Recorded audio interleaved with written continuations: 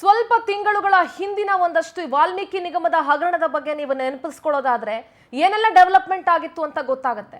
ಅದೇ ಪ್ರಕರಣದಲ್ಲಿ ಆ ಹಗರಣದಲ್ಲಿ ಈಗ ಇಡಿ ಮೆಗಾ ಆಪರೇಷನ್ ಅನ್ನ ಮಾಡಿದೆ. ವಾಲ್ಮೀಕಿ ನಿಗಮದ ಹಗರಣದಲ್ಲಿ ಇಡಿ ಮೆಗಾ ಆಪರೇಷನ್ ಮಾಡಿದ್ದು ಎಲೆಕ್ಷನ್ಗೋಸ್ಕರ ನಿಗಮದ ಹಣ ಅಕ್ರಮವಾಗಿ ಬಳಕೆ ಮಾಡಿಕೊಂಡಿರುವಂತಹ ಆರೋಪ ಇದೆ. ಬಳ್ಳಾರಿಯಲ್ಲಿ 6 ಕಡೆ, ಬೆಂಗಳೂರಿನಲ್ಲಿ 3 ಕಡೆ ಇಡಿ ಏಕಕಾಲದಲ್ಲಿ ದಾಳಿ ನಡೆಸಿದೆ. ತನಿಖೆ ವೇಳೆ ಅಕ್ರಮವಾಗಿ ಹಣ ಬಳಕೆ ಮಾಡಿಕೊಂಡಿದ್ದಾರೆ ಅನ್ನೋದು ಪತ್ತೆಯಾಗಿದೆ. ಬಳ್ಳಾರಿಯ ಲೋಕಸಭಾ ಎಲೆಕ್ಷನ್ಗೆ 21 ಕೋಟಿ ರೂಪಾಯಿ ಬಳಕೆ ಮಾಡಿಕೊಂಡಿರೋದು ಗೊತ್ತಾಗಿದೆ. ಗೆಲ್ಲಿಸೋದಕ್ಕೆ ಮತದಾರರಿಗೆ ಹಣ ಹಂಚಿಕೆ ಮಾಡಿದ್ದು ಪತ್ತೆಯಾಗಿದೆ. ಇದೇ ಆಧಾರದ ಮೇಲೆ ಬೆಳ್ಳಂಬೆಳಗ್ಗೆ 4:30ಕ್ಕೆ ಇಡಿ ಮೆಗಾ ಆಪರೇಷನ್ ಅನ್ನ ಮಾಡಿದೆ. ಒಟ್ಟು 60 ಇಡಿ ಅಧಿಕಾರಿಗಳ ತಂಡ ಈ ರೇಡ್ ಅನ್ನ ನಡೆಸಿರೋದು. ಒಂದು ನಿಗಮದ ಹಣವನ್ನ ಎಲೆಕ್ಷನ್ ನಲ್ಲಿ ಇವರ ಅಭ್ಯರ್ಥಿಯನ್ನ ಗೆಲ್ಲಿಸ್ಕೊಂಡು ಬರೋದಕ್ಕೆ ಬಳಸ್ತಾರೆ ಅಂತ ಹೇಳಿದ್ರೆ ಇದಕ್ಕಿಂತ ದೊಡ್ಡ ದುರಂತ ಮತ್ತೊಂದಿಲ್ಲ ಅಂತ ಅನ್ಸುತ್ತೆ. ಬಳ್ಳಾರಿಯ 6 ಕಡೆ ಮತ್ತು ಬೆಂಗಳೂರಿನ 3 ಕಡೆ ಇಡಿ ದಾಳಿಯನ್ನ ನಡೆಸಿರೋದು. ಕಂಪ್ಲಿ ಗಣೇಶ್ ನಿವಾಸ, ನಾರಾ ಭರತ್ ರೆಡ್ಡಿ ನಿವಾಸ, ಒಟ್ಟು 60 ಇಡಿ ಅಧಿಕಾರಿಗಳ ತಂಡ ಈ ರೇಡ್ ಅನ್ನ ನಡೆಸಿರೋದು ನೀವು ದೃಶ್ಯಗಳಲ್ಲಿ ಗಮನಿಸಬಹುದು.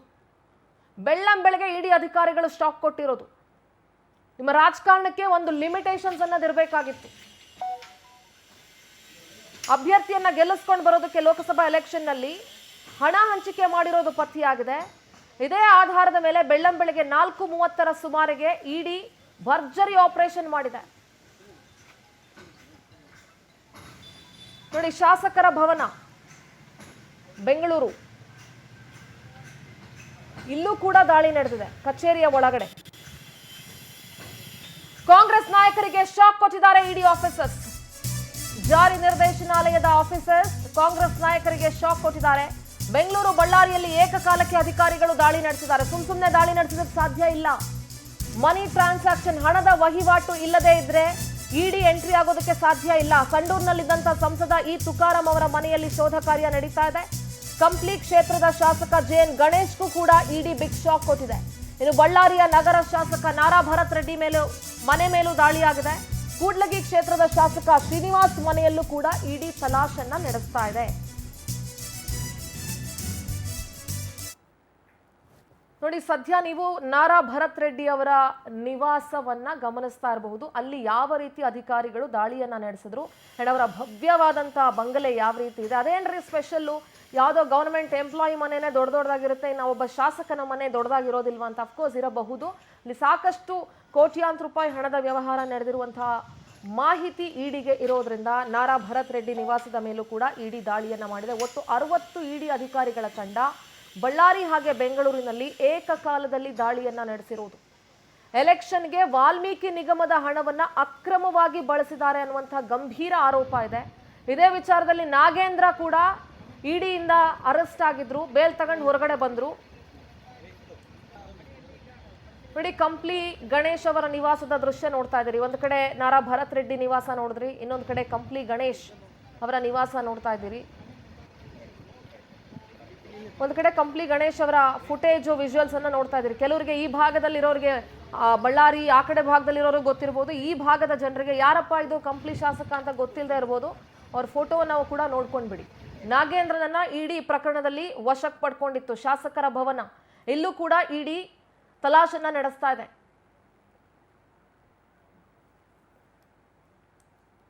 ನಮ್ಮ ಬಳ್ಳಾರಿ ಪ್ರತಿನಿಧಿ ವೀರೇಶ್ ದೂರವಾಣಿ ಸಂಪರ್ಕದಲ್ಲಿ ಜಾಯ್ನ್ ಆಗ್ತಾ ಇದ್ದಾರೆ. ವೀರೇಶ್, ಈ ವಾಲ್ಮೀಕಿ ನಿಗಮದ ಹಗರಣದಲ್ಲಿ ಏನು ಅಕ್ರಮ ಹಣ ವಹಿವಾಟು ನಡೆದಿತ್ತು ಅದನ್ನ ಇವರು ಎಲೆಕ್ಷನ್ ಬಳಸ್ಕೊಂಡಿದ್ದಾರೆ ಅನ್ನುವಂಥ ಗಂಭೀರ ಆರೋಪ ಇರೋದ್ರಿಂದ ಇಡಿ ಅಧಿಕಾರಿಗಳು ಇವತ್ತು ಬಳ್ಳಾರಿಯಲ್ಲಿ ದಾಳಿಯನ್ನ ನಡೆಸಿದ್ದಾರೆ. ಸದ್ಯ ಅಲ್ಲಿನ ಡೆವಲಪ್ಮೆಂಟ್ಸ್ ಏನಾಗ್ತಾ ಇದೆ? ಅಧಿಕಾರಿಗಳ ತಂಡ ಗಣಿ ಜಿಲ್ಲೆ ಬಳ್ಳಾರಿಯಲ್ಲಿ ಈ ಪ್ರಭಾವಿ ಜನಪ್ರತಿನಿಧಿಗಳಾಗಿರತಕ್ಕಂತ ಬಳ್ಳಾರಿ ನಗರ ಶಾಸಕ ಭರತ್ ರೆಡ್ಡಿ ಹಾಗೂ ಕಂಪ್ಲಿಯ ಜನಪ್ರಿಯ ಶಾಸಕನಾದಂತಹ ಗಣೇಶ್ ಮತ್ತು ಸಂಡೂರಿನ ಸಂಸದರಾವ್ ಮತ್ತು ಶಾಸಕರಾದಂತಹ ತುಕಾರಾಂ ಮತ್ತು ಅನ್ನಪೂರ್ಣ ಅವರ ನಿವಾಸದ ಮೇಲೆ ಇಂದು ಮುಂಜಾನೆಯಿಂದಲೇ ಇಡಿ ರೈಡ್ ಪ್ರಾರಂಭವಾಗಿದೆ. ಈ ರೈಡ್ ಈಗಾಗಲೇ ಸುಮಾರು 6-7 ತಾಸುಗಳು ಕಳೆದ್ರು ಸಹ ಹಾಗೆ ಕಂಟಿನ್ಯೂ ಆಗ್ತಾನೆ ಇದೆ.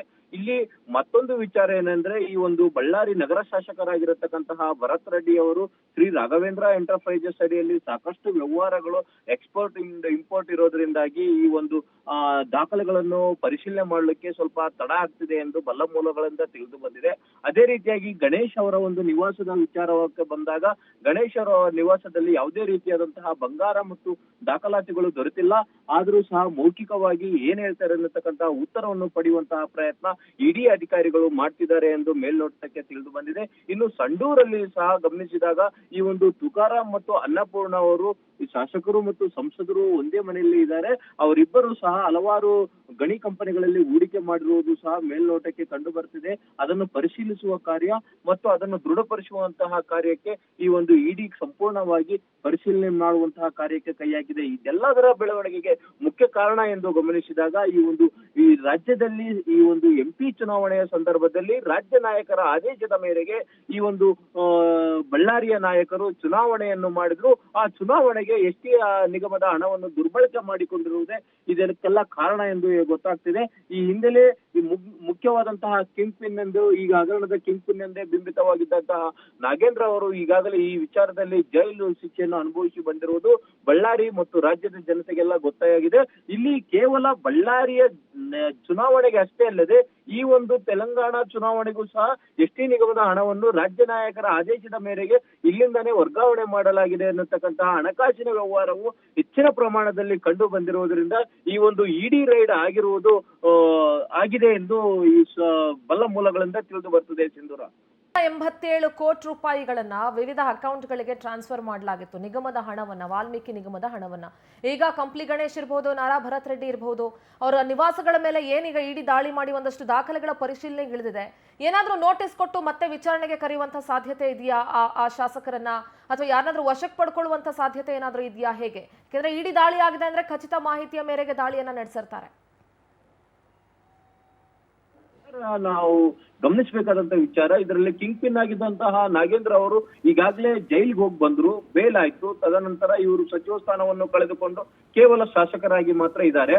ಅದೇ ರೀತಿಯಾಗಿ ಈ 3 ವ್ಯಕ್ತಿಗಳ ಮನೆಯಲ್ಲೂ ಅಥವಾ ಕಚೇರಿಯಲ್ಲೂ ಹಾಗೂ ವಹಿವಾಟಿನಲ್ಲೂ ಈ ಎಸ್ಟಿ ಹಗರಣದ ಹಣಕಾಸಿನ ವ್ಯವಹಾರ ಪತ್ತೆ ಆಗಿರುವುದು ನಿಜವಾದರೆ ಅಥವಾ ಪರಿಶೀಲನೆ ಸಮಯದಲ್ಲಿ ಬೆಳಕಿಗೆ ಬಂದಂತಹ ಸಮಯದಲ್ಲಿ ಇವರ ರಾಜಕೀಯ ಜೀವನಕ್ಕೆ ಸಾಕಷ್ಟು ಮುಳ್ಳುಂಟಾಗುವಂತಹ ಪರಿಸ್ಥಿತಿಯು ಎದುರಾಗುತ್ತದೆ.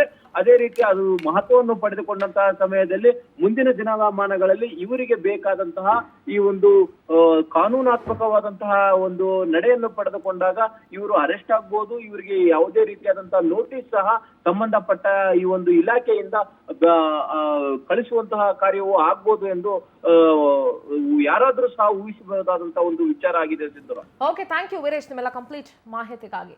ಒಟ್ಟಾರೆಯಾಗಿ ಏನಾದ್ರೂ ಈಗ ಏನು ಇಡಿ ದಾಳಿಯನ್ನ ನಡೆಸಿ ಪರಿಶೀಲನೆಯನ್ನ ನಡೆಸ್ತಾ ಇದೆ, ಇದರಲ್ಲಿ ಏನಾದ್ರೂ ಆ ನಿಗಮದ ಹಣ ವರ್ಗಾವಣೆ ಆಗಿರೋದಕ್ಕೂ ಅಥವಾ ಬೇರೆ ಏನಾದ್ರೂ ಪೂರಕ ಮತ್ತಷ್ಟು ದಾಖಲೆಗಳು ಸಿಕ್ಕಿದ್ರೆ ಇವರಲ್ಲಿ ಯಾರನ್ನಾದ್ರೂ ವಶಕ್ಕೆ ಪಡ್ಕೊಳ್ಬಹುದು ಅಥವಾ ನೋಟಿಸ್ ಕೊಟ್ಟು ವಿಚಾರಣೆಗೆ ಕೂಡ ಕರೆಯಬಹುದಾದಂತಹ ಸಾಧ್ಯತೆಗಳು ಬಹಳಷ್ಟಿದೆ. ಈ ಲೂಟಿ ಬಯಲಾಗಿದ್ದೇ ಒಂದು ರೋಚಕತೆ. ಇಲ್ಲ ಅಂತಂದ್ರೆ ಬಹುಶಃ ಇದು ಮುಚ್ಚೋಗ್ಬಿಡ್ತಾ ಇತ್ತೋ ಏನೋ ಗೊತ್ತಿಲ್ಲ. ಈ ವಾಲ್ಮೀಕಿ ನಿಗಮದ ಹಗರಣ ಏನಿದೆಯಲ್ಲ, ಇದು ಬೃಹತ್ ದೊಡ್ಡ ಮಟ್ಟದ ಲೂಟಿ ಇದೆಯಲ್ಲ, ಈ ಲೂಟಿ ಹೊರಗಡೆ ಬಂದಿದ್ದೇ ಒಂದು ರೋಚಕತೆ ಅಂತ ಹೇಳ್ಬೇಕು. ವಾಲ್ಮೀಕಿ ನಿಗಮದ ಅಧಿಕಾರಿ ಚಂದ್ರಶೇಖರ್ ಮೇ 27ಕ್ಕೆ ಆತ್ಮಹತ್ಯೆಯನ್ನ ಮಾಡ್ಕೊಳ್ತಾರೆ. ಡೆತ್ ನೋಟ್ನಲ್ಲಿ ಹಣ ವರ್ಗಾವಣೆಗೆ ಸಚಿವರು ಮೌಖಿಕ ಆದೇಶ ಕೊಟ್ಟಿದ್ರು ಅನ್ನೋದನ್ನ ಉಲ್ಲೇಖ ಮಾಡ್ತಾರೆ. ಅಲ್ಲಿಂದ ಸಿಕ್ಕಾಕೊಳ್ತಾರೆ ನಾಗೇಂದ್ರ ಹೊರತು. ಇಲ್ಲ ಅಂದ್ರೆ ಇದನ್ನ ಮುಚ್ಚಾಕ್ಬಿಡ್ತಾ ಇದ್ರು ಈ ಹಗರಣವನ್ನ.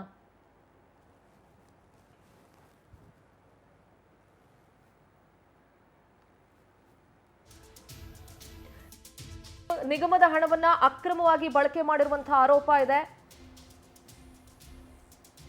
20ಕ್ಕೂ ಹೆಚ್ಚು ಕಡೆ ದಾಳಿಯನ್ನ ನಡೆಸಿ ಈ ಹಿಂದೆ ಇಡಿ ಪರಿಶೀಲನೆಯನ್ನ ನಡೆಸಿತ್ತು. 187 ಕೋಟಿ ರೂಪಾಯಿ ಹಣವನ್ನ ಬೇರೆ ಅಕೌಂಟ್ಗಳಿಗೆ ಟ್ರಾನ್ಸ್ಫರ್ ಮಾಡಿದಂತಹ ಪ್ರೂಫ್ ಕೂಡ ಇಡಿ ಅಧಿಕಾರಿಗಳು ಸಿಕ್ಕಿತ್ತು.